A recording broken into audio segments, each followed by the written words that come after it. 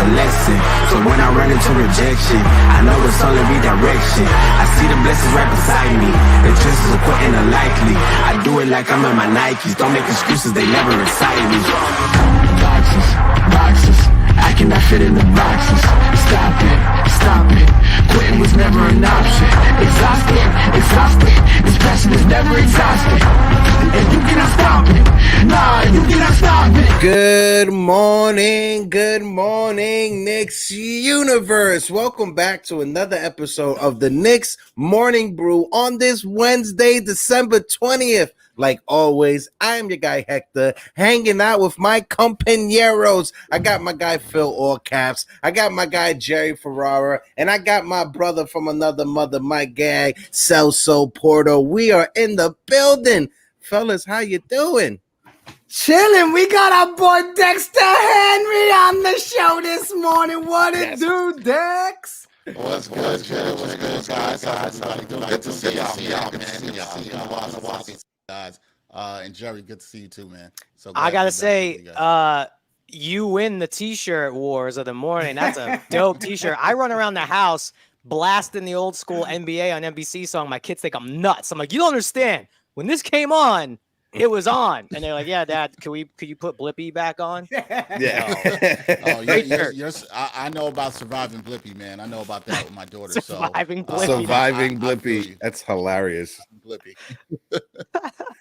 Man, but Dex, is good to have you on. Shout out to everybody that's in the chat. If you're watching on Twitter, if you're watching on Facebook or Instagram, click the link in the bio. Come on over to YouTube and join the conversation over here. We got 198 people in the building. If you guys can, smack that like button, and if you can share it out, help us get other Knick fans in the conversation. But like Celso said, we got our friend Dexter Henry, and we just got to get right into it. Dex, the Knicks are coming off of a win against the LA Lakers. The road trip has been, up and down. It has our high moments and our low moments. Tonight, we come back home to New York City to face the Brooklyn Nets, the little brothers of the New York Knicks. What's your thoughts of the road trip? What's your thoughts of tonight versus the Nets? How you feeling, Dex? Yeah, I know that today is, tonight's the end of the road trip, right? Technically in Brooklyn, be back home. And Knicks fans like to take over the Barclays Center. Even though I'm a Brooklyn guy, you know how it goes out there.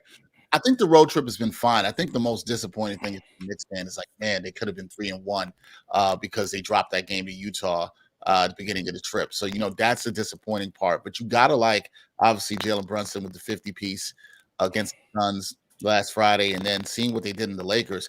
I thought that was the best game they played since Mitchell Robinson went down.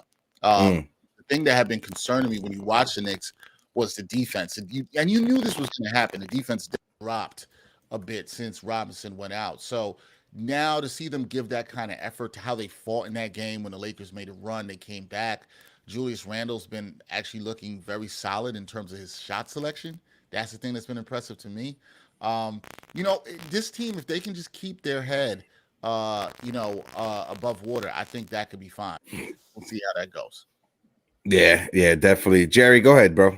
No, I was going to say, if you would have told me before the West Coast, I guess I'm traumatized as a Knicks fan. Like all the West Coast trips, you're always crossing your fingers, hanging on for dear life. If you would have told me 2-2 going in, sight unseen, I think I would have signed on right away. I just never would have picked the Lakers and the Suns as the two teams, but I kind of had the Clipper game circled as like, we might be able to get that one. Now the Clippers are on a whole other level all of a sudden. But yeah, and off your Randle point, I keep going back, and I was talking about this with people on Twitter yesterday. It's like, look, I understand the playoff stuff with him. I get it, but I don't put the playoffs on him last year. Most guys would not have played through the injury he was playing to. Now, look, you go back to the Hawks series 4 years ago, 3 years ago. Yeah, that was on him. That was emotional. So I just think he's healthy now. And, I think the fit has been good with this team. So we need him to stay in his rhythm. But I think he's on his way to another All-NBA if he could sustain this till April. Yeah. The thing with him, right, Jerry, it's going to be about the playoff. A lot of people, even though I do think last year he toughed it out through injuries. He didn't get enough credit for that. I think when it comes, and then 2 years ago against the Hawks, 3 years ago, look, he didn't have a point guard. right? Like, right. That's right. It was Alfred Payton who was out there. And, let's see if he's healthy and back in the playoffs, and the shot selection is good. That's the thing I'm liking him. He's been way more efficient. He's been attacking the rim. I know a lot of Knicks fans have been calling for that. So, I think it really comes down to shot selection with him. Let's see Randle when he's healthy. I didn't kill him as much as some people did last year in the playoffs. Do you want to see him play better in the playoffs? Absolutely. But if he's playing right there, I think it's good. Yeah. I will say I agree with you, Jerry. Like, if anybody before the West Coast trip was like, hey, would you take 2 and 2? Sign me up. The funny part is I'm pretty sure, I don't speak for everybody here, but I'm pretty sure if we had picked 2, it would have been the Clippers and the Utah Jazz would have been the 2 you picked. Like, okay, those are the 2 we're walking away with a W. To have it reverse excites me. I mean, that last game was freaking dope. And I know we'll jump into iHeart, but I told y'all I've been running that president fan club for the last 2 years, and it is going strong because iHeart is my guy. Okay. Phil, you've been shaking your head a lot, bro. No, like it's been a eye-opening, road trip, and also one that has kind of thrown us for a little bit of loops, like it seemed like, even, in spite of that victory against the Suns, it was that giant question mark. We were here at the last episode with the open panel, like, okay, how does this Julius Randle, Jalen Brunson thing work? Like, we always felt like it's going to be 2 of the 3 moving forward if we end up going for a star. And for a while, even up until last episode, it was like, well, we haven't really seen the Jalen Brunson and Randle thing actually thrive both at the same time. It's always been like, oh, Jalen Brunson thrived here with RJ Barrett, or Randle thrived with RJ. But it's never been a game where you walk away and you go, holy crap, both of them were super impressive. This is what we want to see. This last game in LA, it's like Julius Randle had us in his ear and was like, oh, you want to see us work together? And honestly, like, I posted it last night. That was probably my favorite, best effort on both ends of the court, Julius Randle, that I've ever seen play, was last night, 2 nights ago in LA. Like, he did not quit, even to that point of the last few minutes, grabbing that, rebound to secure, that we have extra, opportunity and they don't get to score again. Him going down and running to the opposite side of the court, like, it was just a different kind of Julius Randle, Jalen Brunson combination that makes you go, huh, okay, should RJ be scared? Like, with the inconsistencies right now. Like, he had to start early. Sorry, Jerry. He had to get the chat started early. He said, RJ questions? It's an honest question, because it's been in talks all week that we are still, the front office has apparently been clear they still want a star.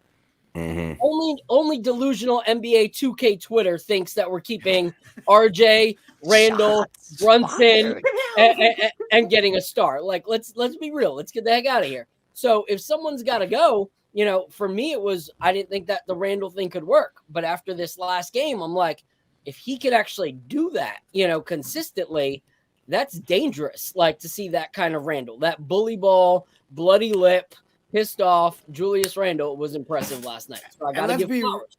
And let's be real, Phil. It's since the 7th game of the season where he had that horrible start. I mean, Julius has been on point for the most part. I mean, he's playing that bully ball. I mean, even the fact of him busting his lip, right? We all know years before you'd be like, oh, he's going to be angry. He's going to get his head. He's going to be fighting with the refs all night. No, he proved his point, and then he went out there and just kept balling. So this version of Randle that we're getting, like, we all know the All-Star voting has started. We'll jump into that too, but no brainer, right? Like, Julius Randle has to be an All-Star again. Yep. Yeah. And that's one thing I want to say is, don't feed your narratives as a Knicks fan. Like, it has nothing to do with, like, last season. It has nothing to do with the playoffs. The All-Star voting is you're voting on how they're playing this season. You're voting on how they are up until this point in the season.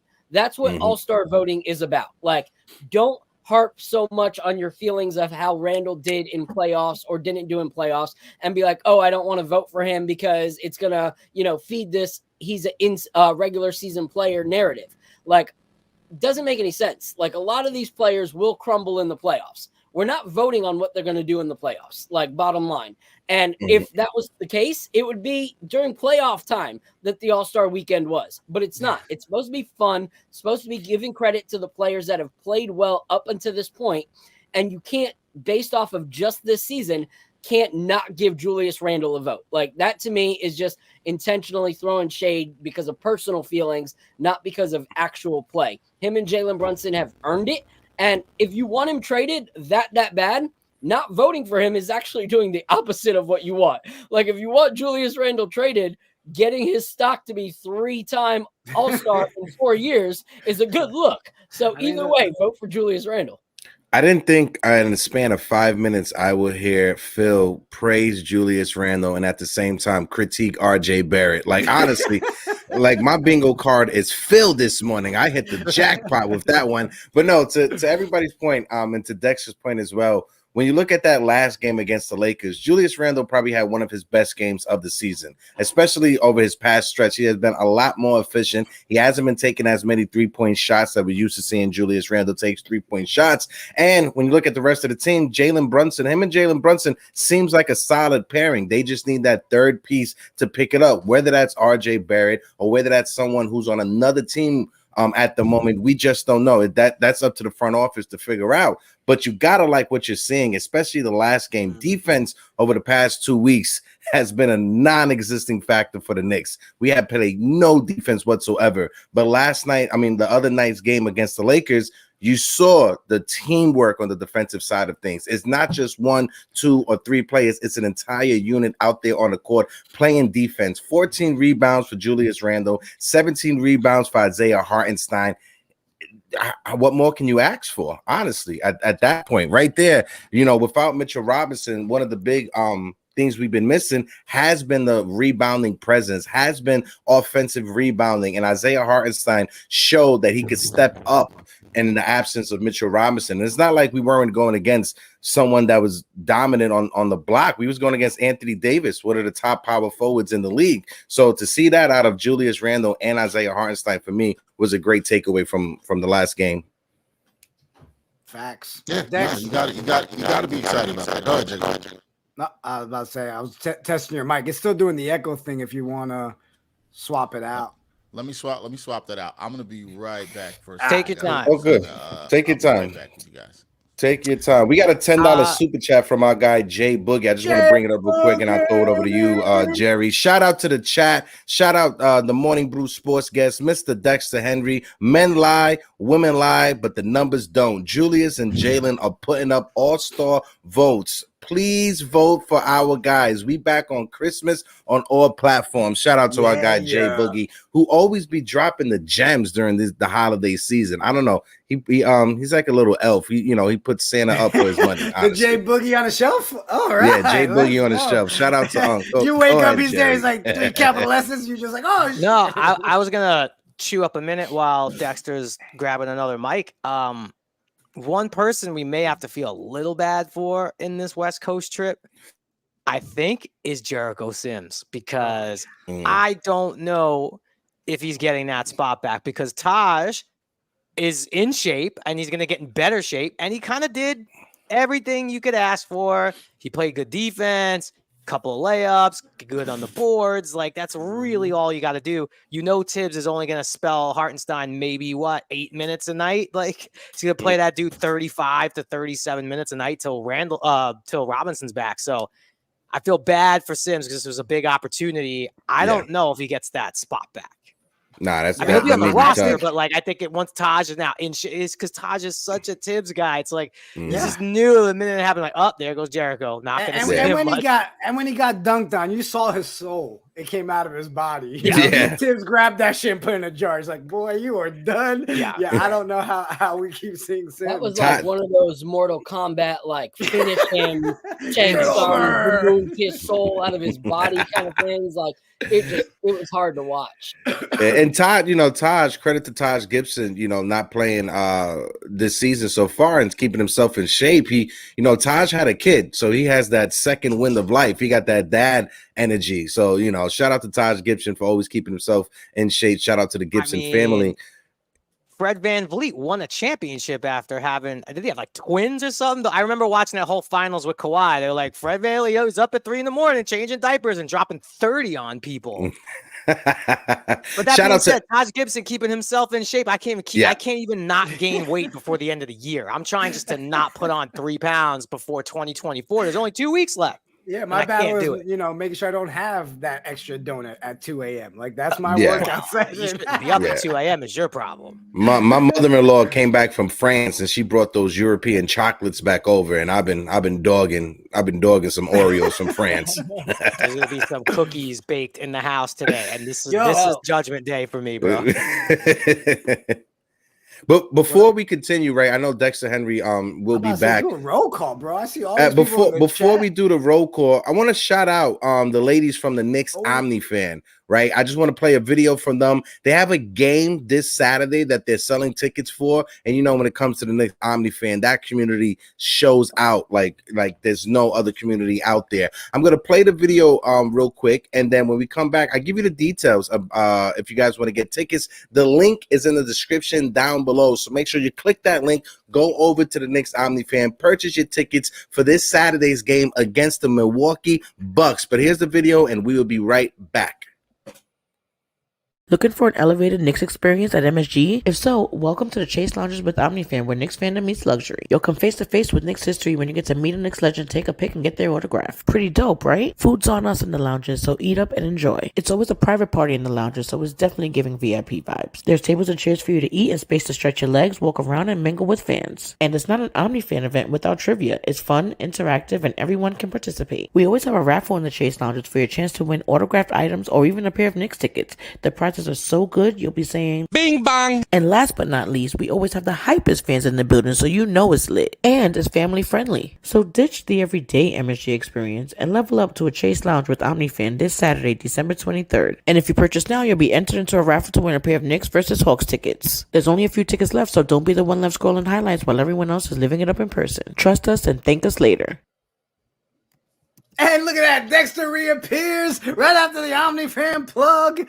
Facts. Details, Shout out to the ladies over there at the Knicks OmniFan. They are family over here. Your purchase includes one ticket to the Bucks versus the Knicks this Saturday in the Chase Lounge, exclusive Knicks gift bag, Knicks alumni meet and greet, in-lounge food. I'm a little bit hungry right now, and soft drinks, and all entry with a chance to win a pair of Hawks versus Knicks tickets. Like I said, link is in the description down below. Make sure if you have some time, make sure go and check out the Knicks versus the Bucks this Saturday with the Knicks OmniFan. You're not gonna want to miss it. They put a good showing out. Their community comes out strong. Nice. Dex, you did that quick, man. You did that quick. Yeah. Is it better? Everything good now? Oh, yeah, good money. We took care of that. You can't have the bad audio. Can't have that's not tough. We were talking when you were gone. Like the one sad thing potentially on the West Coast trip is I don't know if Jericho Sims gets that backup 5 spot back because Taj looks like he got legs already. Mm-hmm. Yo, but here's my. I'm glad you brought that up, Jerry. One thing, Jericho that he got dunked on by the Mortal Kombat finisher. That was bad, man. That was bad. Went to the shadow realm. Yeah, but you know what? I was thinking about this while that win was great the other night, right? I'm a little concerned about if Jericho's ankle is not healthy and the Knicks have to play a lot of minutes with Taj Gibson. Shout out to Todd Gibson and his family representing Fort Greene, Brooklyn. Mm-hmm. All day. The Knicks were, I believe, they're outscored by 8 points when he was on the floor. Mm-hmm. He did have some good legs considering I heard you say that, Jake, about considering he did not play this season yet. But I don't think that's sustainable. You don't want him playing 20 minutes a night. You don't want that at all. So I actually think Sims, who I actually would have been looking forward to his time with Mitch out to see how he can develop here. I'm concerned if they're going to have to play Taj Gibson 20 minutes a night. I know that was not in the plan. Do I think he'd be serviceable? Yeah, but I think he's not even what he was a couple years ago, and he's going to hurt the Knicks defensively, who are already struggling defensively without Mr. Robinson. So I'm a little concerned about extended Taj Gibson minutes. I worry about Tibbs thinking it's 2012 again. Yes. It's like, all right, Taj, ice. Yeah. And when it comes to Taj Gibson, Taj Gibson has been the one player that has played the most minutes in most games under under Tom Thibodeau for Tom Thibodeau's entire career. So shout out to Taj Gibson. And like Dexter said, the entire Gibson family that holds it down for the Fort Greene area of Brooklyn. But no, listen, we're gonna have our concerns when it comes to anyone that we get to back up Isaiah Hartenstein in the absence of Mitchell Robinson. That's just reality what it is. When it comes to Mitchell Robinson, Dex, do you think, I know the timeline was 8 to 10 weeks, but do you think when he comes back, that would be enough time for him to get into the rhythm of things before we have to hit that stretch, even if we're in the postseason contentions? The concern, Hector, is that it was 8 to 10 weeks. He'll be evaluated in 8 to 10 weeks, right? Mm-hmm. That usually when you hear that, I always say, man, you might as well tack on another 2 to 3 weeks. So I think that depending on how he heals, if in 8 weeks the evaluation's good and they can start the ramping up process where you can start working on the conditioning and getting back, and then 3-on-3 and 5-on-5, I think that's fine. But if I was a Knicks fan, look more closer to the 12-week mark of this. I think we're thinking closer to 3 months in terms of when we could see him back on the court. I just think that's more realistic. Now, sometimes with injuries, guys, I think as fans, you have to say, better early than late. You rather, him have the chance to come back, ramp it up, get ready for the playoffs. That's just my thing. Can the Knicks keep their head above water and somewhat around 500, above 500, and be in a good spot to contend for maybe home court in the first round when Mitch does get back? I think they can. They just got to figure out some things, and they have to have the effort like they had against the Lakers defensively in order to do that. But there's a lot between now and then, because what's the team going to look like? Are we going to be talking about trades? Are they going to look to add a piece? That's going to be very interesting to see. But I think the team can be okay. They just have to fix some things on defense and take care of business against teams that they're supposed to. I think they've done that thus far this season. That's just going to be key without Mitch. So yeah, DSJ in the chat says prayers up for Taj Gibson's knees having to play for Tom Thibodeau again. Definitely, DSJ, we are right there with you. And also, we got 150 people in the building. If you guys can, smack that like button and hit the subscribe button. If you're watching on Instagram, if you're watching on Facebook, or on the new app that the kids call X, hit the link in the bio and come on, join the conversation over here on YouTube. My fault, so go ahead, bro. I'm going to throw it over to Phil, but real quick, shout out to Parrish helping us keep the lights on with the $5 super chat. Came in with the salute, y'all. Fans got to realize that we're a second half team. Just look at our last few years. 14-10 has us ahead of schedule. Enjoy the process. Appreciate you, Parrish. Appreciate you, Parrish. I'm going to throw it to you before I jump in on some stuff, but go ahead, bro. So, and that's, I think, the key, Dex, is the hard part for us is that we don't really know what we're going to get. I was having a conversation with somebody the other day, and they were like, isn't it like a sign that we're not fully there when we go into games and we have to have that huge uncertainty of whether or not we can win this one? He goes, actual teams that are contenders aren't going up against a bunch of teams throughout the season and their fan base going, I don't know if we can win this one. Like that's just not something that those, next level teams deal with. And so the question mark of what we're going to get every night is the crazy thing. Like if we got the effort and the defense night in and night out that we saw last night, and that's what we saw across an NBA season, well, then we have nothing to worry about, like we are a team. But that's not what we get. And, shout out to the Queen, Queen Steph. She said it earlier when I was talking about, Randle. She said, and this is crazy because so many people thought last year that the Queen couldn't say anything bad about Julius Randle. Someone even said that in a comment to me is, how do you rock with her? She can't be critical of Julius Randle. Well, no, straight up in this chat, she said, but that's the question. Like, can we expect this guy consistently? Can we expect this to be what comes out every night? And that is the huge question mark, is like when building a foundation, do we know that the pieces that we're choosing as our foundation are actually structurally sound for us? We really rely on them in the future, a season down the road, even playoff time. is that player going to come through? And that's the huge like question mark we have as an organization, which is a bit frustrating. Yeah, I think everything you said, I'm sorry to jump in. I think everything you said go ahead. Phil is spot on. And the thing I think for Knicks fans is that the guy that they trust in terms of that structure is Brunson, right? I think everybody here would agree that he's the part of the structure that they trust. There's certain pieces of that structure where people are doing things really well. Like we saw Mitch before he got hurt. You trust him on the boards. You trust him defensively. Randle, and shout out to the queen on that. The point I think she's making, like you said, Phil, is the consistency, right? Is the shot selection going to be there? Is the defensive effort going to be there? What's it going to be like when he faces double teams? Is he going to make the right pass? These are all things that the Knicks are trying to learn. I think where Knicks fans have to look at, and this is why I love what you brought up, Phil, where they are in their development. I'm looking at this. I think they're fine, right? I think they're fine right where they are. They're not in that elite class. They're not in that contender class yet. They're pushing to get there. They're not what you would call stuck in the middle because they're still young enough. They still have enough assets to make moves, to tinker with the roster. It's not a bad place to be. And that's where I think Knicks fans, I think somebody just said that. I forgot who had put it up, but it's enjoy the process. The process of where the Knicks are is not bad. Like this isn't your Knicks from 10 years ago. Okay. This isn't your Knicks from 15 years ago. They've been operating with some competence here. You might not love all the pieces, and I get that. But this building a championship team, there are different things. There's the things that Phil's talking about. You have to identify which pieces in the foundation, to take Phil's words, work and which don't. Those are the hardest moves when you're trying to move from playoff contender to championship contender. I think it's identifying those pieces and knowing what to move off of, what to keep, who to build around. I think the answer is Brunson, but I think is Brunson the best player on a championship team? Probably not. It's probably better served if he's your second best player on a championship team. How do the Knicks get that number one guy? That's the question. Yeah.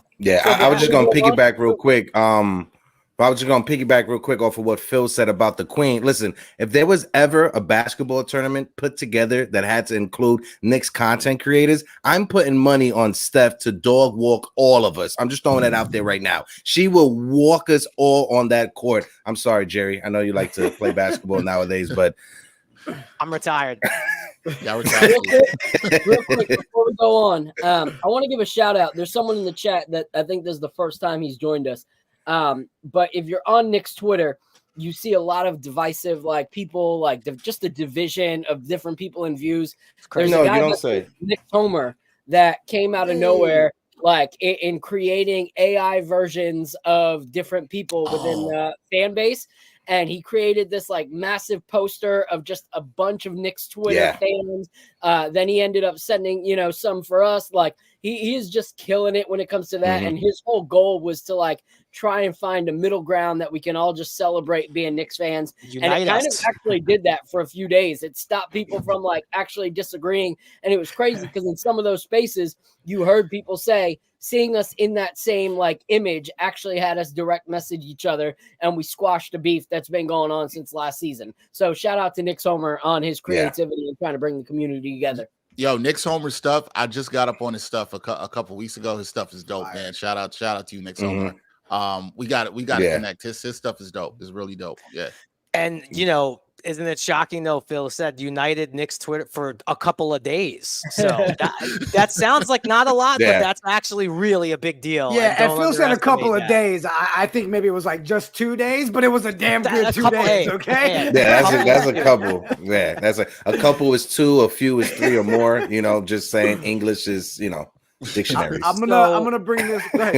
No, look, I've been on the enjoy the process, not like in the 76ers way tip where it's like, look, I'm anxious to get to a finals. I mean, I've been, I remember very well where I was when the Knicks lost in 94. I rewatched Game 7 on a JetBlue flight, Hardwood Classics, which is the dumbest thing I ever did in my life. I was crying on a flight, but you say like, and we heard a lot of people in the media say the Knicks need a number one star. They never have the best player on the court. Well, first of all, that's bullshit. That's not true. We don't have the best player on the court every night like some teams do. But there are times between Brunson and Randle, we have the number one or the 2 and the 3 best player in the game, however you want to slice it. But I just look around and I just don't know who that guy is. Like, look, Donovan Mitchell certainly intrigues me, always has. I love his skill set. I don't know if the fit, now we're seeing how this team really shakes out, what that looks like, but still, I'm not saying no to that. And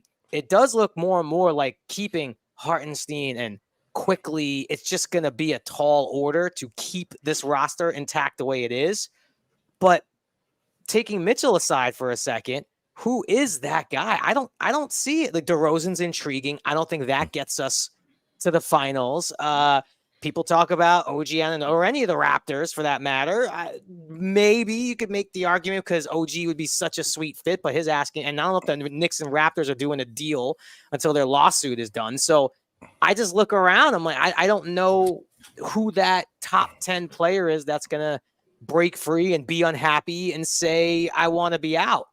I just don't see it. So that's why I'm trying to enjoy building because we are young, like you said, and maybe these pieces do fit and maybe we just get hot at the right time. I'm glad you said that, Jerry, because on Monday's episode with Phil and I and Hector, the question that was thrown in the chat, and we said, man, you know what? Let's make sure to bring this up. And I'll be honest, I forgot to. You just said it right now. But everybody said, when do we start having the conversation of Jalen Brunson at the 2 and Julius Randle and a different point guard? And we were like, you know what? Let's talk about that with Jerry and Dex, because all of a sudden it makes you start thinking, right? If we're going to commit to the, hey, Julius Randle and Jalen Brunson, that works. They showed it can work. You got Jerry juices flowing right now. I'm deferring to Dexter first. Like because I want to have some thoughts and I want to be respectful of our guests. So here's my thing, right? I'm just gonna flip the question back to you, Jigga. When you say them working, what does that look like for you? What when we say the two of them work together, what does that mean? Well, I guess if you base it on what the conversation was the other day, it was, can you see a game where both guys are consistently 30 plus points? You've got JB doing his thing from 3. You got Julius doing the bully ball. And then you've got the point guard now that comes in to be your facilitator. Again, question that was posed in the chat. And we said, you know what? Let's not spend another hour debating this one, but let's put Dex and Jerry on the spot. On the hot seat. Yeah, you can kind of see where some people are bringing it up. To me, I mean, I said it the other day, Jalen Brunson is my point guard. I'm not here saying move Jalen Brunson to the 2. But is that a world where you say, hey, if you really are going to work with these two, maybe going and get that point guard? All right. So if I was going to make that move for the Knicks and trying to get a point guard and saying, I'm going to make Brunson be off the ball, it has to be a very specific kind of point guard for me. Right. So, and it would have to be somebody who is an elite two-way player. That means they defend at the other end, a little bit more size, because I don't know if Jerry, you're on this with me, but the reason I like Donovan Mitchell as a player, but the reason I don't think he's a good fit for the Knicks, at least in the way I would want a team build, is I don't like small guards, 2 small guards in the backcourt. We don't need to be what Portland was a couple years ago, where it's Dame and CJ McCollum, and you saw how they got torched in the playoffs time and time again, although they had a little bit of success.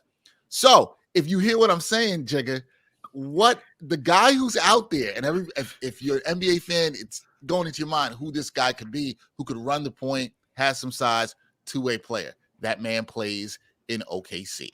Okay? We all know SGA, that's the guy. I will tell you right now, if I was the Knicks and somehow SGA wanted out, 4 first-round picks, 5 first-round picks, whatever you need. Dexter at the airport. You know what I'm saying? Like whatever. Like that's the kind of guy where I could see that plan working. I don't think it's crazy that people are talking about that. It's just you have to say, okay, but who's that point guard? I'm not really sure I could even think of a second one. The only person I could think of that might play the point and that kind of works too is like Luka Doncic, because we've seen it work before with Brunson, right? A guy, again, now Doncic is not great on the defensive end, but he's got size, otherworldly passing ability. Brunson has already played off the ball with him. So there's some things there. But in terms of, if you're going to get, I don't know who that guy is. I mean, because what are you going to get? There's other guys that are smaller, but I don't think they really fit. And then you have defensive struggles in the backcourt. Brunson, who works hard on the defensive end, but he's undersized. We know what it is. You've got, if you're going to have somebody with him in the backcourt, you've got to have somebody bigger. I think we're already seeing some of the struggles of that now with DiVincenzo starting in the backcourt. You know, everybody wanted Grimes to go to the bench, and it's like that's affected the defense too. So, Yeah, if I was gonna put a point guard there, it would. I'd love SGA, but if you're the OKC, why are you trading SGA right now? That's That ain't happening. It's dream scenario type SGA stuff. is my like one that got away. It's like a girl in high school that I'm like, man, I loved her. We should still be together. We should be together right now. Sorry, I hope my wife's not listening. Thank you, Kevin Knox and Scott Perry. Another we should still be together, because let's be honest, SGA is like a pipe dream. Like at this point, with how great they're doing, how young their roster is, like the potential that they have over these next few years, SGA is not going anywhere. So I'm looking for someone similar in size, someone who can facilitate, and someone who is in an organization that isn't really working out. And I would look at LaMelo Ball. LaMelo Ball can facilitate like no other. Like it takes a lot of the dribbling and needing to play create off of Brunson's hands, and he's good enough that he can score. So it's not like people can then take him lackadaisical and focus on Brunson, because he's also a good shooter and he's also good at running the floor, which also will help out with our pace in the starting unit too. So I think LaMelo Ball could fit in there, and the freaking North Carolina, the Charlotte Hornets are just a mess, and they're going to be a mess for a long time. So I could personally see us throwing in LaMelo Ball and him fitting really, really well there. I will say I like just to let everybody know this, because I get tickets for like $13. Okay, I'm just saying if he leaves, they're gonna go down to $4. Exactly. So sign me up. They're gonna be paying you to come to the games if he leaves. Got to look at the important things in life, right? And also, just to let everybody know, this episode has been brought to you by the Big Brawler brand and Lonzo. No, I'm just joking. When it comes, I was about to say we got sponsors now. Shoot. I was like, wait a minute, I didn't know. Dex, let me. All right. All right. Yeah, go ahead, Jay. So there's not a lot of point guards anymore if we're looking for the defensive sort of floor general type, right? They're more so like a Brunson. Score first, need the ball, and you give up certain things. It's the same debate to me as why don't we start Quickly? Quickly, who is a good perimeter defender, is also undersized. That would potentially be a problem. So it's more about, again, not seeing any of those like the SGA thing, that's the dream. And I thought for a moment, I guess before last season, it was a thing possibly. And then after a season last year, it's over. They're going to hold on to him like, one of the Infinity Stones, they're not getting rid of him.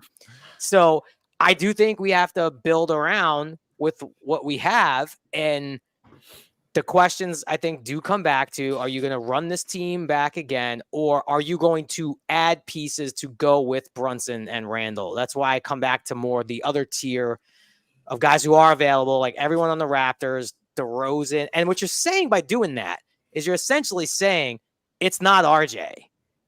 That's what you're essentially doing. If you made like the DeRozan move, although I guess you could keep RJ in that mix, or if you made one of those other sort of lateral, bring in a wing who could play a little D, you're essentially saying that player is not RJ. Because to me, what this team needs, and I've said it since day one, shooting.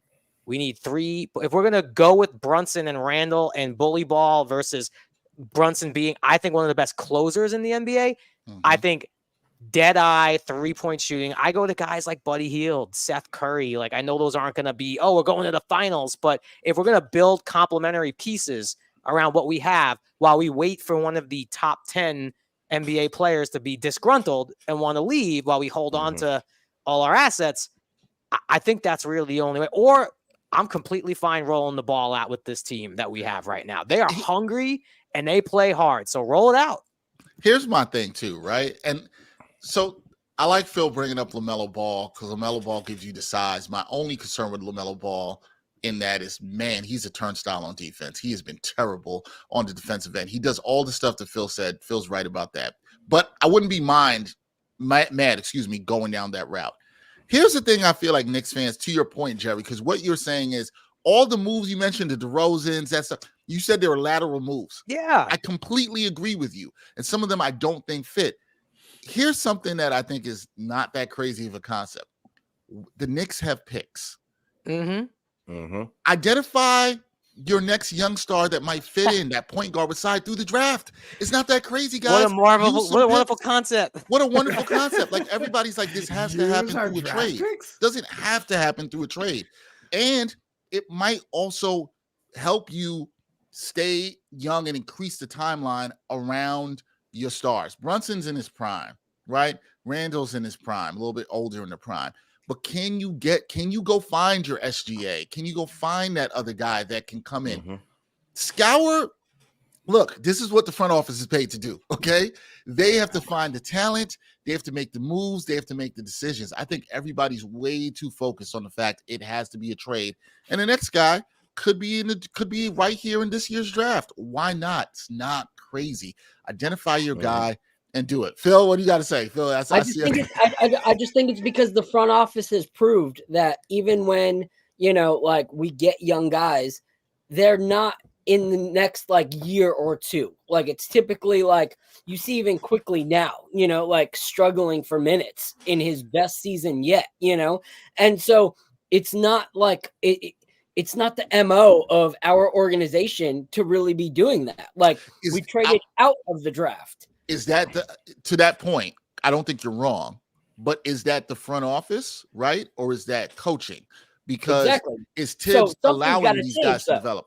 Because if it is the coach, then the coach has to go. Because I personally love drafting. I said it in the last episode that I think that like we're expecting to get to, playoff contention, like serious contention, but we're missing one of the keystones of what NBA basketball is. Finding some talent in trades, some talent in, off season, and some talent that you develop. Like it's always been that. It's always been a threefold process, and we've skipped out on part of that process for the last few years because our coach refuses to play. So I think the reason that we are probably going the trade route is because they're so stuck on having Tibbs right now. And I don't think if we don't start losing, which I don't want, like, I'm not someone who roots for losses, So if we don't start losing, Tibbs is not going to go anywhere soon, which means what's the point in drafting? That's why all the analysts are like, you have all these draft assets. Well, yeah, everyone says that because they know that the Knicks way of doing things right now is to trade assets for a star.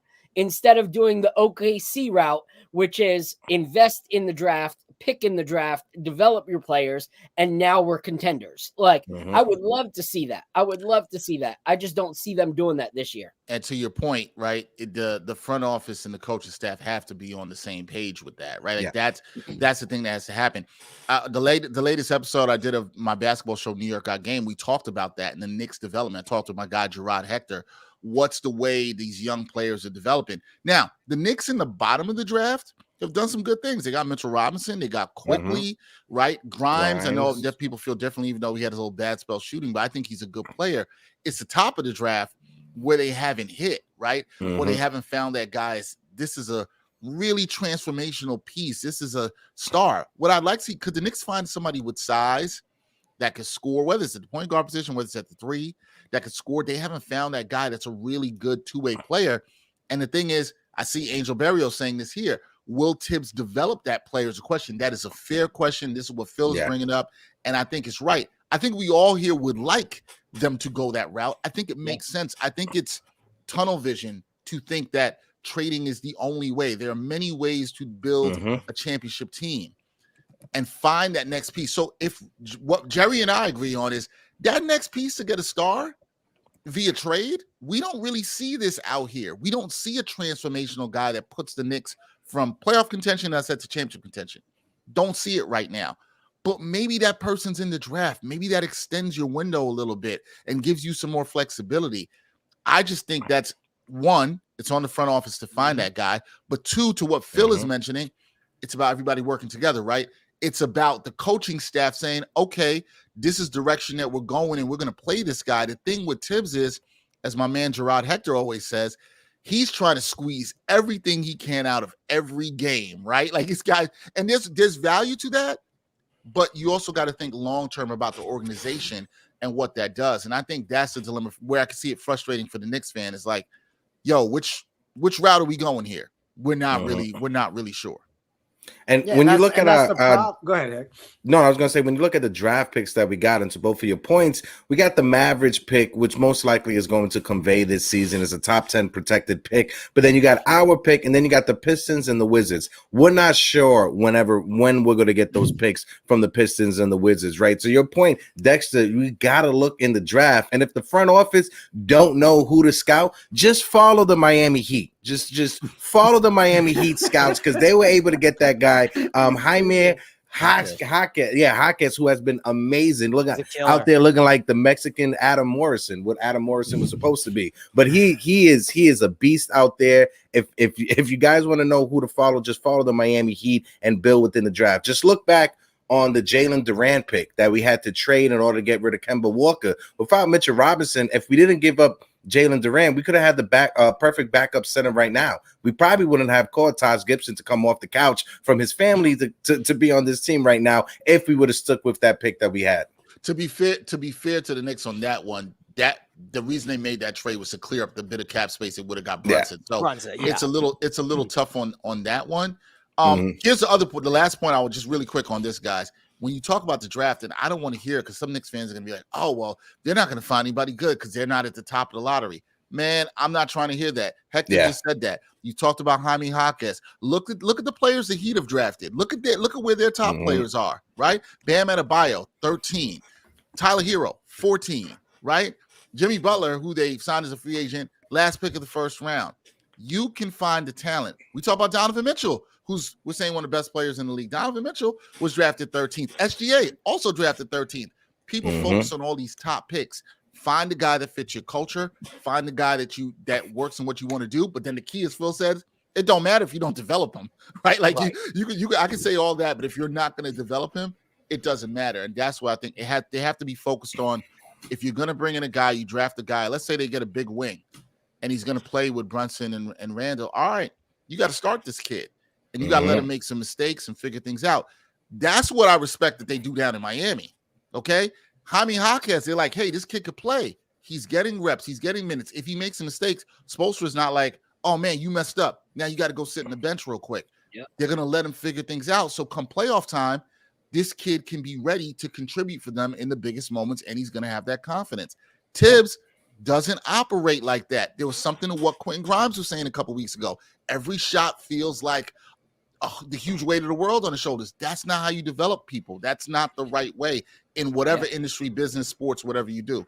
It matters that people have to be good at that. Jokic, I see somebody mention second round pick. There's talent all over the place. You just got to find it and develop Trey Murphy at 17, man. Like, there's lots of ways you can go with this. That's not even like, hey, we need a all NBA guy. Even like just some of the role players that have come out in the last 3 years, not in the top 13 picks, have been really good. And to your point, Dexter, I think that's the problem with a lot of Knicks fans. Is like, they're either win now, let's trade for that star, let's get that chip, or let it burn and let's start from the draft. Like grassroots, start it all over. And that's not, to me, how it works. It's a combination of both. Yeah. It's using what you have and then using the draft to fill in those gaps when you find a player that could be everything that you wanted it to be. Smooth said it, but that was one of my points, is like, you find a Jokic 41st in the draft, and now he's how many times, NBA All-Star, NBA champion, like 41st in the draft, so only wanting to be in the draft for the first 10 and then feeling like it's meaningless from then on. Denver would never be what Denver is if they had that mindset, and they got someone in the draft, and then they used the other things such as trading and offseason to get players around that person that they drafted. We did it the other way. We traded for the guy that we want in the Jalen Brunson, but the things still work that same way. We could still find the pieces that we need, find the diamonds in the rough that we could develop. I can name more than a few that I saw in these last few drafts that, if we would have actually used our assets, could have been nice pieces around Jalen Brunson. So I think the front office really has a huge decision to make, that they either have to go all in on this trade, or they need to actually invest in the draft this season. It can't be like a mix of both. Like, you can't trade for a star and, find someone at the same time. They got to choose which route they want to go. Yeah. I got to talk up for my guy Tibbs for a second here. Here's the issue. No, but here's the issue. This is what I've said for a long time. We are ahead of schedule. If you go back to when he took over the job and where the Knicks were and what our hopes were and what Leon Rose was trying to do, first things first, let's keep all our assets. No more trading for vets, for, draft picks. We had no draft picks up until really they stepped in. So no one expected us to get the 4 seed that year. And look, I see the struggle. Do you develop the young guys or do you take this win now approach? I don't think it's necessarily win now, but Tibbs has made us a respectable organization. And we say he doesn't coach the young guys. I get that, but Julius Randle was never sniffing all NBA till he became coached by Tom Thibodeau. So you have to give him and the other coaches a tiny bit of credit. Randle gets the lion's share of it because he got himself in unbelievable shape and answered the call. But also Tibbs is playing him 38 minutes a game and turn the keys over. That's coaching. So do we want to build slowly with the coach and be okay with winning 35 games and being in the play-in, sniffing around, maybe we get in? Or do we like being way ahead of schedule? And of course, we fans take that as like, well, we got to win a championship now because Tibbs he's not a developmental coach. He is not the guy to go say, all right, let's really slowly rebuild this thing. Although he did slowly rebuild the culture from when he came in till now. It's no longer a joke that it was. So like, I get it. It's frustrating. Like you see what happens with Obi Toppin, but Obi fits well with the Pacers. Obi's not making an all-star game. It's not like we traded away a 5-time all-star. Maybe he'll get there, but it's years away. And we were a game away from a game 7 going into the Eastern Conference Finals. So like, I get it with the Tibbs stuff, but we are way ahead of schedule. That's why we're having to debate all this stuff because we're not supposed to be here right now. Yeah. We're not. It's definitely a good point. And I want to be clear too, because I do agree with you, Jerry. Tibbs deserves a little bit more credit than he's been given to for development, right? You talked about Julius Randle, fantastic point. Quickly was the runner-up for 6th man of the year who's developed under him, and you got to give him credit. He played quickly a lot of minutes as a rookie, right? So we saw that. Guys, Tibbs is this. When guys fit his kind of player, right? He'll be all in on that. And Grimes, he played Grimes. Grimes was the starter in the playoffs last year. So it's not like I always felt the narrative that he doesn't play young guys is a bit ridiculous, right? I always felt that was a bit, even going back to in Chicago, he played young guys. These guys had to play defense for him, to play, which is fine. That's a fine standard. I don't have an issue with that. I think what I'm questioning is, let's say the Knicks go the other route and they say, hey, there's a guy in this draft. Let's say there's a 6'8" wing in this draft that fits is what the Knicks need, something the Knicks need. And they're like, all right, we want to go draft this kid, or we're going to move up to draft this kid or whatever. And they do. The question I would say is he going to let him work through those growing pains while the team is trying to win? Because you're right, Jerry. Probably has changed the culture.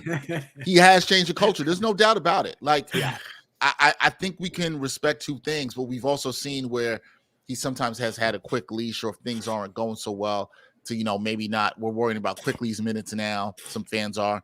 You're looking at what happened when the Grimes situation. I personally was one that didn't think Grimes should have went to the bench.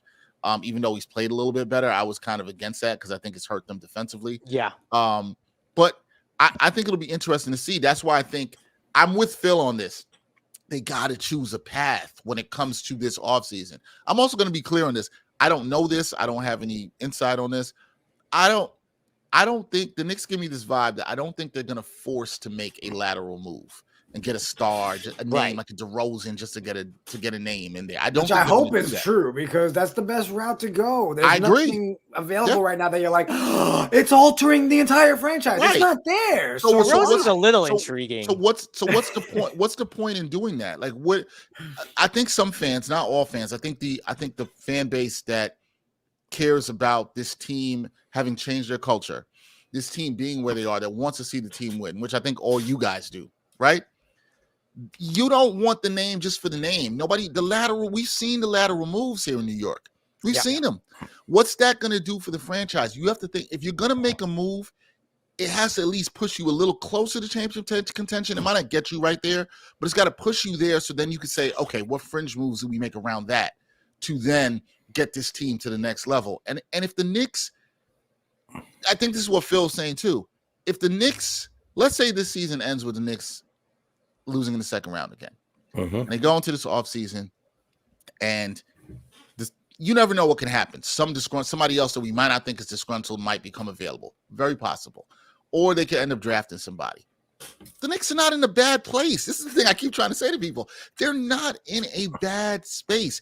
Would you rather be the Knicks right now or the Chicago Bulls? Or the Atlanta Hawks? Okay. Yeah, you know what I'm saying? Like, those are teams that are stuck in the middle where they don't really have a lot of flexibility. So Knicks fan, I think when it's this, if they don't win the championship this year, it's terrible. Blow it up. Nah, it's not. No. They're And all so this is the one thing I wanted to say to Jerry is I think Tibbs has really changed a lot for us. Like, anyone that's been watching the Knicks for a long time, we've had years and years and years where it wasn't even enjoyable. Like, it was seriously like painful to turn on our televisions and say, here goes another Knick game. But we did it, you know? So now, you know, having the uncertainty, well, we might win this one, we might not. That's still at least hopeful compared to what, you know, we experienced for years. However, this is the one thing that I want to say is being able to give flowers, but also like holding to a standard is important to me. So like being ahead of schedule is great, but as a wedding photographer, I create schedules for the day of. Every single wedding, if there's that one chance that something actually is ahead of schedule and makeup doesn't fall far behind, I don't let my foot off the gas and say, oh, we're ahead of schedule. I'm going to chill now. I have 20 minutes till the next thing, because I always know that something else can fall off schedule and now we're running behind again. Do you think that's happening? Do you think the foot's off the gas? Because I also look at it like you're getting these young guys playoff experience, which they're not supposed to have right now from where the Knicks were when Quickly and Grimes and like when those guys came in, they're not supposed to be getting playoff experience, and they're getting deep playoff runs. Having an actual idea of where we're going this offseason is very, very huge. You can buy me into this offseason, us getting second round exit and saying, hey, we're not making any big moves. We're not drafting. We got Dante. We're going with continuity. We go out in the second round this year, and then I have to hear this summer that we're coming back with continuity next year after we had the same second round exit and we don't draft and everything like that. I don't really know if that's going to like convince me. I guess I'm different. Listen, I'm not saying I hope the Knicks get bounced in the second round, but if you're telling me we're in the second round and fighting hard and seeing a game 6 or game 7, I'm happy. Yeah. I'm not satisfied. I'm happy. I'm content, but I'm not satisfied. But going into next season, nothing changes. You're still content? No, things are going to definitely change next year. They're not going to be able to keep Hartenstein Quickly. Things are going to change one way or another. They're going to have to choose between the two. And if Donovan Mitchell is a part of the plan, like they will have to make those choices in the offseason. That's the deadline. Because budgetarily they have to make these choices. So I don't think it's like, oh, we'll figure it out in the offseason. It's coming. There's no way that the Knicks team will look the same next offseason. It's not possible. I don't even think this is me being crazy on or reach on this. In terms of this team's development, and I even hate doing this because we should be enjoying this season, right? But this is what we do as journalists, fans, whatever. This coming offseason is probably could be most likely the most important offseason in terms of decisions in the development of this team and how they can compete in the next 3 to 5 years beyond that, right? I will say that I do think it's an important offseason where, to Phil's point, they got to choose a direction, right? They got to choose what direction to go in. And Jerry, to your point, there's definitely going to be changes. So Phil, I will say this. It would be disappointing if they use, and I'm a big believer in continuity. I think that matters in sports. But you can't keep saying the continuity when you're getting the same result. To that point, a lot would depend for me upon how they looked in the second round exit. If they get waxed, gentleman's sweep, it's not good. But if it's like Jerry said, if they lose a tough series to Boston or 6 or 7, I think everybody's like, okay, they look like they're coming and might be trying to compete with the upper echelon in the East. What's the next thing to get them there? To your point, Phil, they got to make some changes. To Jerry's point also, I think both you guys are right. There's going to be changes just because of the Quickly contract situation. Can you bring back iHeart? Jalen Brunson is definitively going to opt out after the next season. Right. Yeah. So now you have to start thinking about how do we maximize his prime as his contract value is about to go up, and he's going to make more and take a large percentage of the cap. So these are the decisions you have to make. Which is, see, with that point I just made about Jalen Brunson, that's the biggest reason why, if you can't trade for somebody that elevates you, that's why I'm in finding somebody through the draft, because he's taking a larger percent of your cap. You have to find good value. That's how you got to find the good value, and you got to find it with some young players that can at least get you close to all-star status. That's what you really need if you're the Knicks and you're trying to extend this window. So yeah, and to Dexter and Jerry's point, right? When it comes to, look at when Leon Rose has taken over this team. And I know I'm sounding like Anthony MSG with the flag. Shout out my guy, Anthony MSG. But as a company, man, I can acknowledge the fact that where we were 5-6 years ago, it comes nowhere close to where we are right now. I mean, at the end of the 2015 season, we had Cole Aldridge, Jose Calderon, Clee Anthony Early, Tim Hardaway Jr., and Jason Smith as our starting five, with Langston Galloway coming off of the bench. And that's when Carmelo Anthony had that knee surgery, and he made the All-Star game, and he sat out the rest of the year.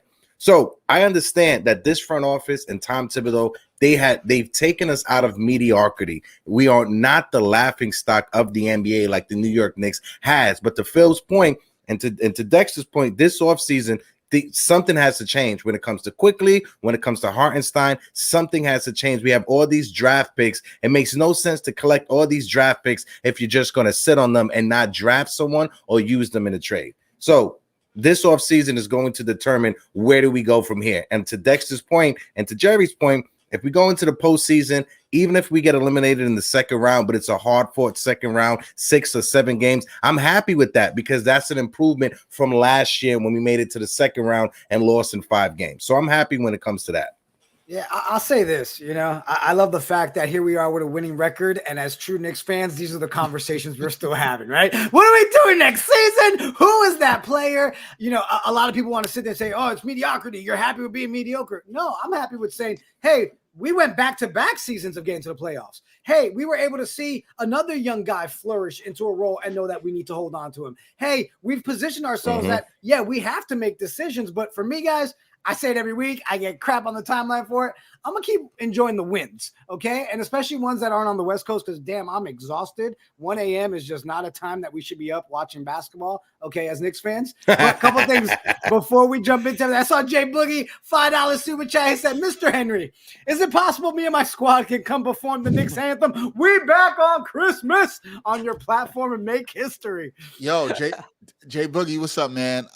Yeah, we got a link and do that. I don't know if we can make this happen for Christmas, but I got a link to get you on the show. We're gonna make it happen, brother. I know we've been talking for a bit, but we're gonna make it happen.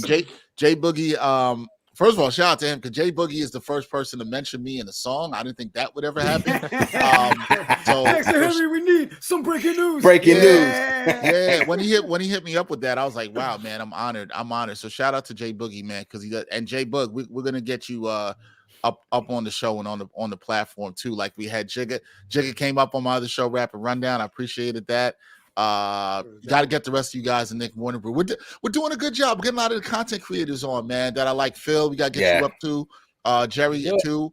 I tell somebody said this on the show the other day. It was like, oh, everybody can't come up here. I'm not saying that, but the people who do the dope work, I love that, man. I love you guys. I love the content creators and the people doing dope work, especially around the Knicks fan community.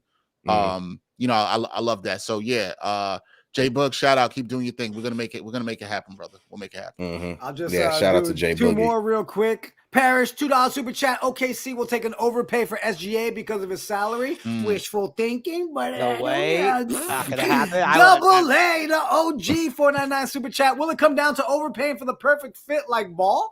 Better fit than Spider? The questions. You know what? Who wants to take that one? I'll actually toss it. I liked where Phil was going with LaMelo. The key for me is, like I said, can he play defense? Like, I see how he fits, especially if you're going that route, Jigga, that you were talking about, like having Brunson play a little bit off the ball, having a big guard like LaMelo. I see what people are seeing offensively. It's just, can he play defense, right? Because, I'll tell you what, who doesn't want to trade where he can't play defense? Tibbs, if he's still coaching. Tibbs doesn't want that at all whatsoever. I was about to say, that's going to be a rough fit. Tibbs will probably have to go. I see what he can do for the pace offensively, a big guard who actually rebounds pretty well. I like the way Ball's actually played this season offensively, despite being a mess down in Charlotte. He's been doing a great job he cut his turnovers down. He's doing a good job of getting other people involved. I still think sometimes he shoots a little bit too many threes, although he's pretty good at hitting them on volume. I like what he can do offensively. It's just, what'd you say? He is fun to watch, though. He's fun to watch. Yeah, and he'd be exciting at the Garden, right? Oh yeah, but it's just if you're gonna get that big guy, you need him to play. If he buys into defense, that makes sense. I don't think that's a crazy trade. Let's put it like that. If you're gonna do that, it's one of those. I don't want to say it's like a low flyer because it's not. Because LaMelo's still a name is going to cost you something. But in terms of young talent with some size and fit offensively, I like when Phil brought that up. I was like, I kind of like where you're going there. I like the thought process there. I like that. Look, put it like this. LaMelo or DeRozan, come on, you know where I'm going. You know what I'm saying? Like that's one that makes more sense. That pushes you, maybe not to championship contention, but it pushes you forward and fits your timeline. DeRozan, what are we talking about? Come on. I just do want to point out too, and I see Angel in the chat's been pointing. Mitchell's defensive numbers have not been terrible. Like it goes back to Utah with Donovan Mitchell. Like he came into the league a pretty good defender and was trying hard. And then when he got to like year 3, okay, you're an elite scorer. The defensive numbers definitely dropped, and he had to do a lot of the scoring over there. I'm not saying he's by any stretch Drew Holiday, but I do, and he is a smaller guard. I'm with it, but I do think that there's a world where Mitchell doesn't drop the defense down to a terrible level, especially if you're able to keep a Quentin Grimes and a DiVincenzo, scrappy defenders to maybe take some of the pressure off. But yeah, I'm just pointing out because I was looking at his defensive numbers too this year. They're not like he's not. I actually think LaMelo is more of a turnstile than Mitchell at this point. He is. Yeah, the numbers show that too. Like Mitchell competes. I just worry more about the size and getting with two guys in the backcourt. Like, Mitchell's defensive numbers are definitely. I looked at this recently. They're definitely better than LaMelo. It's like I can tell you that for sure. He's not a turnstile, but like Mitchell, I've thought about. Listen, I think the Knicks made the right decision actually when they didn't trade for him. Not because I don't think he's a good talent. Just because of what Danny Ainge was asking, because of Danny Ainge, and the price will be less right now. Like we have leverage. We don't have to trade for Mitchell right now. The Cavs talk about decisions that need to be made. The Cavs have to make some decisions because he will walk out that door a year and a half from today. He will be see you later. So at what point? It's just a question of when. Unless they get to the Eastern Conference Finals or the Finals, which are the only two ways I think you could truly keep him there. Like, hey, we're right there. And now with their injuries, that dude's probably walking out the door. So they really have to wonder how close to the sun are we going to get? Because every day that goes by, I think the price drops. When it comes to Donovan Mitchell, right, the only concerns that I have, and I know this would probably be a nightmare scenario, right, but when you look at his defensive ratings, for his career, he's at 109.3. He has a better defensive rating than Julius Randle and Jalen Brunson. He would probably be behind Mitchell Robinson, our second best defender, when you just look at the numbers just off of that. But a nightmare scenario is, what are we going to do if Donovan Mitchell is traded to the Nets? Because the Nets are in the conversation for that, Jerry. Not ready for that yet. I'm just saying, bro. That is a very scenario real concern. We have to have in our head. It's a real concern if you want to see Mitchell. But here's my one pitch on LaMelo over Donovan. Like, we still have a very big gap when it comes to needing that wing. And if we're deciding to not draft that wing, salary cap wise, there's a huge difference. Like if you get a Donovan Mitchell, average salary about 32,600. That's gotta be million. Yeah. 32 million. Donovan's firing somebody. 32,600,000 as opposed to LaMelo, which is 8,899,000. Right, but when is LaMelo's contract up? Next season. LaMelo's contract is Supermax kicks in next season. Yeah, 23, 24. But what like if he gets that Supermax from Charlotte, like I don't know. Oh no, he He already signed it. He has it. It doesn't kick in until it's going to kick in next season. But Phil, here's the other thing. If you let's say the Knicks traded for Donovan Mitchell this season, just throwing that out, or off season, whatever, it doesn't really matter. Donovan Mitchell is going to want a contract extension. Jalen Brunson is going to opt out and get a contract. So now you're going to have two guys taking up a huge amount of your cap. Again, this is where the team building and decision making that I'm talking about comes in, guys. You got to think about, all right, what pieces are we going to have left around this that we can have to make it work? Do you want to invest that much of your cap into two small guards? That's the thing you have to think about, and how it works for your team. So all that stuff matters. Jalen Brunson is going to get paid, guys. He's going to get paid. You should. Every Knick fan here would want to bring him back. It's just about, that's the thing. It's about who's the next guy that you're going to pair with. This is where the Knicks are in a good situation. The Knicks don't have anybody on a max contract, right? Or super max contract, which gives them a lot of flexibility and time to think about what they're going to do till this offseason. But this is where it sounds crazy, but Phil, looking at those numbers, just comparing two players, that stuff matters, because you can actually have LaMelo. LaMelo's probably going to be cheaper over the next 3 years than Donovan Mitchell eventually will be, because you're going to have to extend and then pay Donovan Mitchell. So along with Brunson, this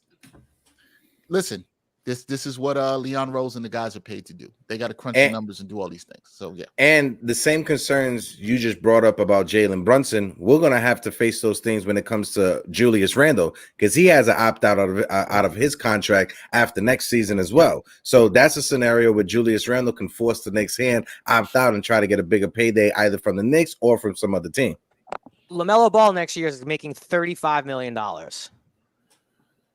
I'm good. 35, 38, 41, 44, 46. I'm good. Yeah, I'm telling you right now, the LaMelo Ball thing is never happening. Never. Well, here's the other thing we got to remember. Those numbers, it's never happening. We got to remember the cap's going up too, so that's another thing there. Right. Now, what you're let's say you make that trade, Jerry. What you're banking on is, if I trade for LaMelo Ball, is he you have to have this happen. Actually, this has to hit. Is he a bona fide all-star or a minimum third-team All-NBA player? That's what you need to happen.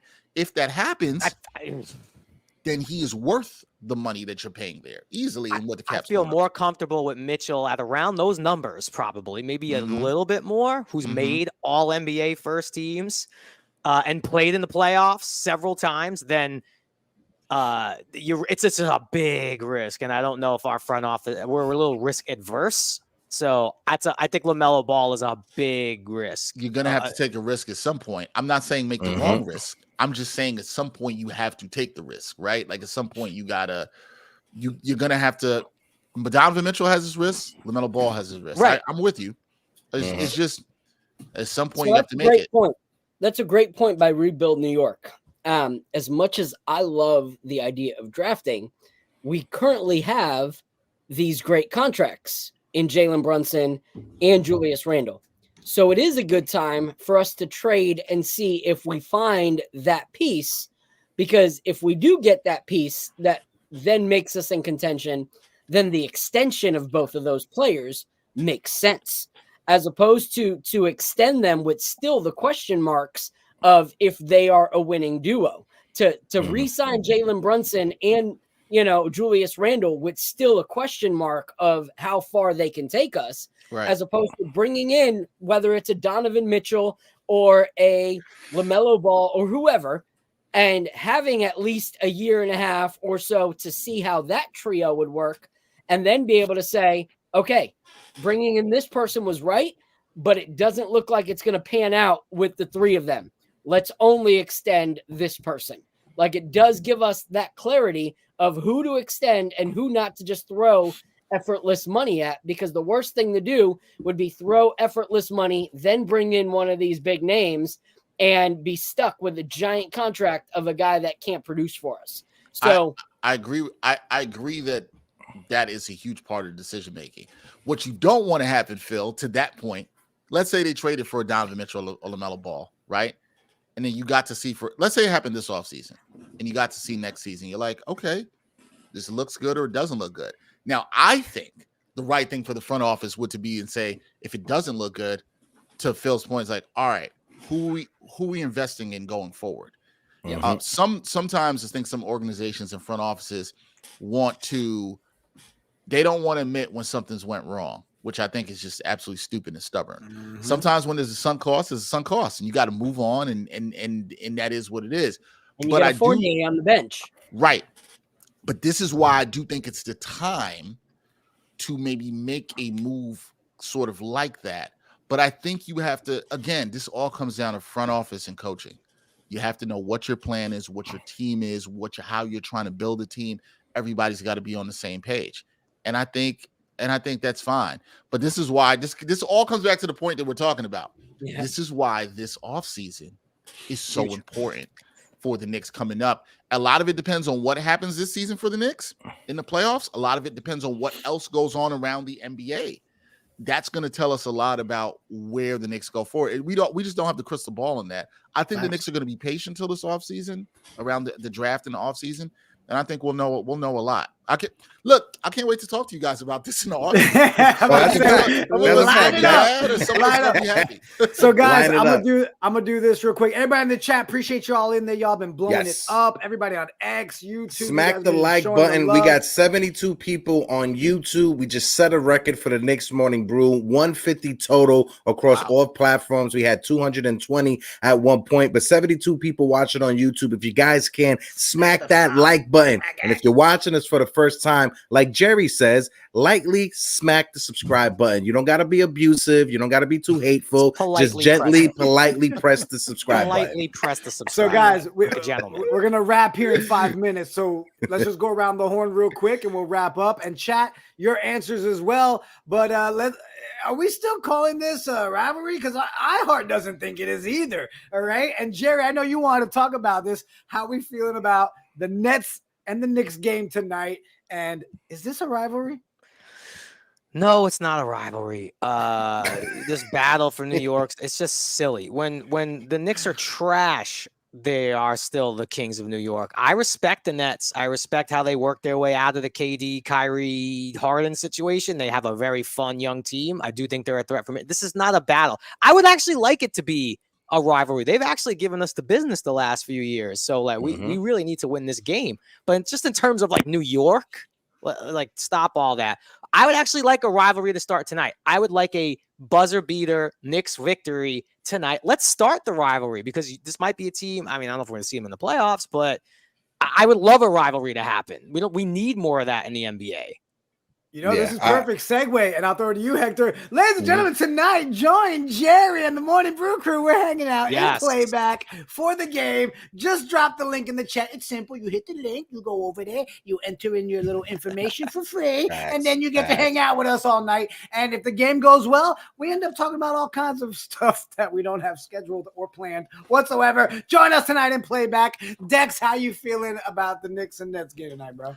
Yeah, it's not a rivalry. I actually might pull up. I might pull up to the game tonight. I haven't decided yet. I might pull up to the game tonight. It's not a rivalry, and you know why? Also, too, it's like, look, I've been in that building for Knicks Nets games when the Knicks haven't been good, and the Knicks fans still run the building. You would think it's MSG just in Brooklyn, which is totally fine. And listen, I like the Nets. Used to cover them for Nets Daily, like a lot of people in the organization. And I'm with you, Jerry. I think they did a lot of good things, but it's not a rivalry. But I'd like it to be. I'd like there to be some really tough contested games. I'd like there to be a back and forth. I'd love the teams to meet in the playoffs. I'd like that. So let's get it to be a rivalry to do that. But I just think the Knicks have been, for most of their history, have just been, dominant over the Nets. And then when they've met in big spots, they've had, outside of the KD Kyrie era, despite how that all finished for them, that's really where they had one up on the Knicks. But everybody knows, like, look, been covering sports in this town for a long time, born and raised in New York, or from Brooklyn. This is a Knicks town. Like we know this. We already know what time it is. So yeah. Point blank. Or heck. Oh, no, I'll go real quick. I throw it over to Phil. I graduated high school from Brooklyn High School of the Arts, literally right around the corner from the Barclays Center, the old Sarah J. Hill High School. And I tell you this, when they were building the Barclays Center, nobody was excited that was happening. Like none of us, none of the high school kids, none of us was like, yeah, in a few years we're going to be going to the Nets game with free tickets. No, none of us were excited. Like Dexter said, this town is always going to be orange and blue when it comes to basketball. This is a Knick town. I would like it to be a rivalry because just like in baseball, when both the Mets and the Yankees are good, it just makes it so much better in the city when it comes to shit talking and having conversations back and forth. So I pray that both the Knicks and the Nets are good at the same time so you could get that type of feeling. Sorry for us Jets and Giants fans out there. That's not going to happen no time soon when it comes to the NFL. Sorry, hurt me. Go ahead, I'm Philly. sorry. Yeah, no, for me, it's like I haven't seen the Knicks Nets be a rivalry since those cats were in Jersey. Like the old Stark days where Stark fouled the player and injured their wrist. Like that kind of like body on body like contact. Aggressiveness. They got to go back to Jersey. That's it. Like there's only room for one real basketball team in New York, and that's ours.